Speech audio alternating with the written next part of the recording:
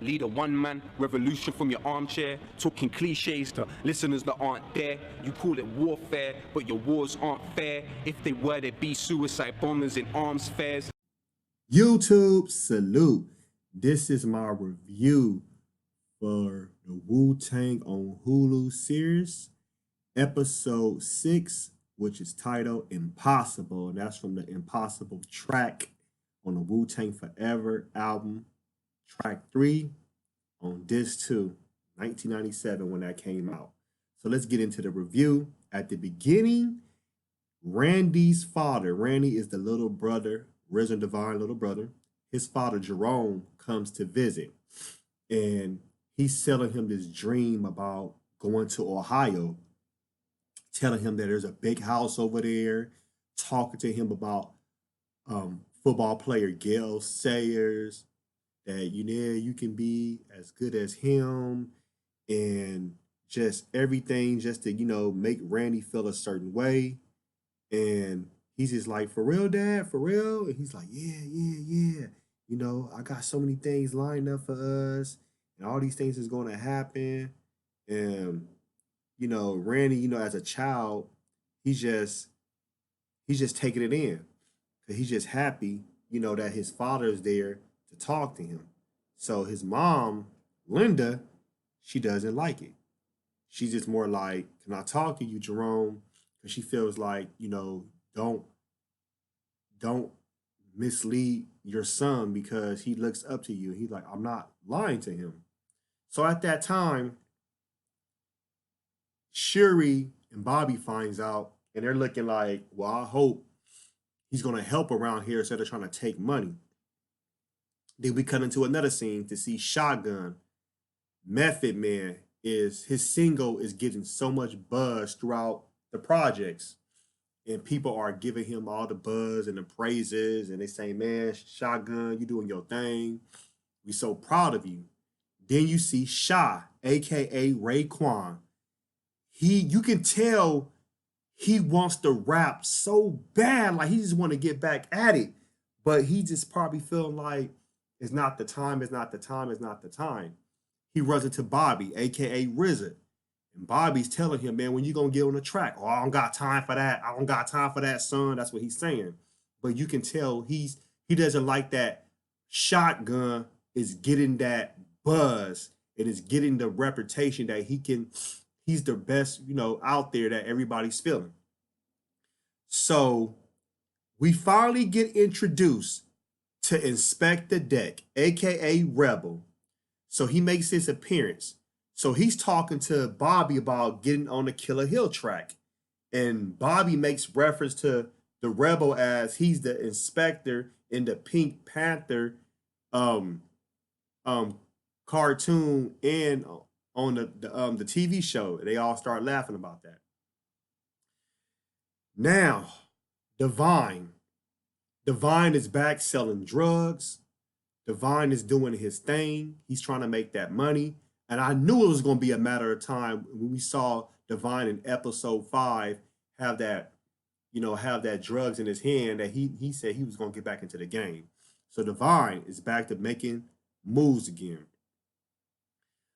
Bobby and Dennis, they still need to make money because Linda is running short of paying back the mafia people. So Bobby and Dennis go to some suburban area where there's predominantly white people, and they're selling drugs to white people. They're making money. Bobby and Dennis end up talking to some white girl, and the white guy said, hey, what the hell y'all doing over here? And called them the N-word. So Bobby, he kind of like, not brushed it off, was like, what? But Dennis got so mad and is fired on one of the white boys, and they started having a big fight. One of the white boys hit Bobby across his head with a bat and knocked him on the ground unconscious. And when he got up, he was bleeding. So they went to the hospital. Bobby gave Dennis the money and said, here, take this money and go take it to my mom. So he took it to Linda, dropped it off. Linda left and took the money to go take a bet. She wanted to take a bet because she wanted to double up the money. So at that time, Shurrie comes downstairs. Shurrie comes downstairs and sees Dennis and say, "What the hell is going on? Why are you ignoring me?" And Dennis tells her, "You see that my mama's gonna always be an alcoholic. My brothers are, special needs, handicapped. Like, you don't want that life for me. Leave me alone." And she tells Dennis, aka Ghostface, "I don't give a damn. I'm a grown woman now." Man, this girl's still in high school. She ain't no grown woman. But she's telling Dennis, "I want you, and you're gonna be my man. And I don't care what my brother's gonna think, whoever gonna think. I want you." And she starts to kiss him. And you already know what time that is. Dennis Ghostface is ready to take that shit down. He ready to beat them cheeks up. So he started tongue kissing her like, "Man, give me that girl. Give me that gushy gushy. It's time for that mushy mushy to go down." So after that, Randy tells his father, Jerome, when he asks about his mom, is his mom talking to anybody? Randy says, "Yeah, some guys came over." And he didn't know the entire story. So Jerome looking like guys, and he said, "Yeah, it was her boss, Larry, and his friends." But he's a child, so he don't know too much. So Jerome goes up to the job, talks to Larry and I guess his friends, and he pays the remaining balance off that the money that Linda owes from her sister with the illegal bets. So the money's finally paid off. There's no more, trying to get the ends meet. So when Linda comes to work, Larry said everything's good. Jerome said, "I told you I got you." And Linda was like, "Thank you so much." And he's like, "Listen, trust me, I got you. Just listen to me. Listen to me. You see one of the drug leaders is talking to Shotgun and the Rebel about the war that happened around 1991, 1992, when the U.S. troops went over there to the Persian Gulf, Iraq. When they went over there, they're talking about how that's crazy, how the war was going on, and they talked about also about what was going on in Germany, how the wall was falling down. So they was talking about that on the news. Then there's a cipher going on outside in the projects.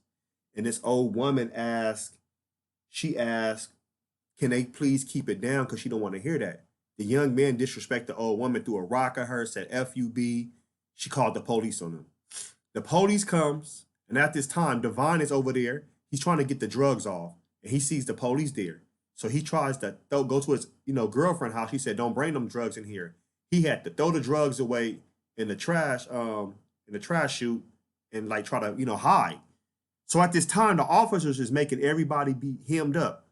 One of the main drug leaders, the one that's actually works with everybody, Divine Power, that he's like the boss over there. He's telling everybody, "Listen to the officers, listen to the officers." Because he has this power over there as far as like, everybody gonna respect him because he's a big drug leader. And he's like telling the officer, like, "Yeah, I got this." And the officer, the one of the black guys, is like, "No, you don't got this." And he's like, "This is my job." So they have this little altercation of who's better than who. And when he tells them, like, "No, you nothing but a sellout, Uncle Tom."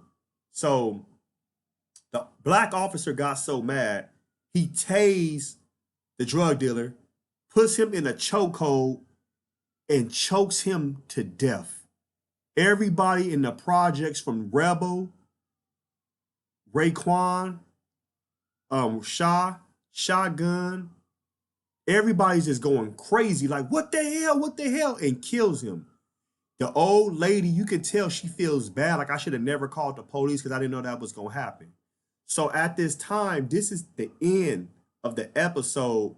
And you just see him laying on the ground. Divine is trying to run to check on him, to see because he's dead. And the police is holding him back. And everybody is hysterical. And everybody just can't believe that he died. And it brings hurt and pain throughout the projects. And then at the end, you see Dennis and Shurrie walking through the projects, holding hands, back in love. The mom, Linda, she feels relieved that the payment is paid off. Bobby is more just trying to still figure out more things what he's going to do next from coming from the hospital. And that's how, you know, the show ends.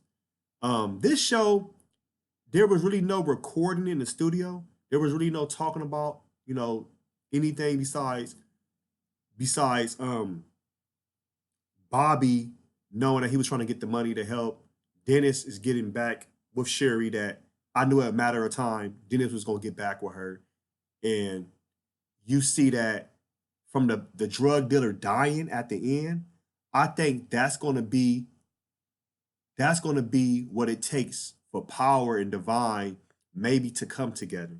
I think that's gonna be what maybe makes everybody come together because of that person that died, and everybody's gonna look at it like, damn, he got killed by a police officer, and I might make them open their eyes and say we might need to do this. Not like everybody just start linking up, but that might just ignite the start of everybody coming together. But I don't want to get too much into episode 7 yet because we don't know until next week. So you post your comments below. Hulk smash Black Panther the like button, subscribe to my channel, click the bell icon to be notified when I upload new content and go live. If you'd like to support and donate to my channel, I have Venmo, CashApp, PayPal, Stream apps. Everything's in the description. Until next time, Wu-Tang!